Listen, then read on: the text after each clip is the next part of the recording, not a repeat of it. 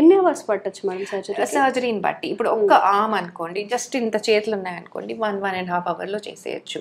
Stomach అనుకోండి అది ఇంకొక 1.5 అవర్ పడుతుంది. ఏరియాని బట్టి, ఉన్న ఫ్యాట్ ని బట్టి. ఒక సన్న ఆమెకి చిన్న పొట్ట ఉందనుకోండి అంబలికస్ కింద, అది కరెక్ట్ గా ఒక మాక్సిమం 45 minutes లో నీట్ గా చేసేయచ్చు. ఎంత ఫ్యాట్ ఉంది అనే దాన్ని బట్టి. ఇప్పుడు డబుల్ చిన్ చేస్తాం 35-40 minutes లో చేసేసుకోవచ్చు. అట్లా it depends on fat and parts.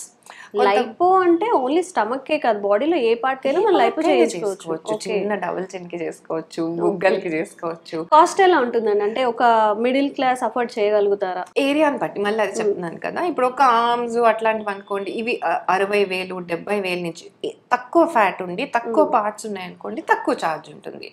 70,000 నుంచి కూడా స్టార్ట్ అవుతాయి లైపోసక్షన్స్ డిపెండింగ్ ఆన్ ఏరియా.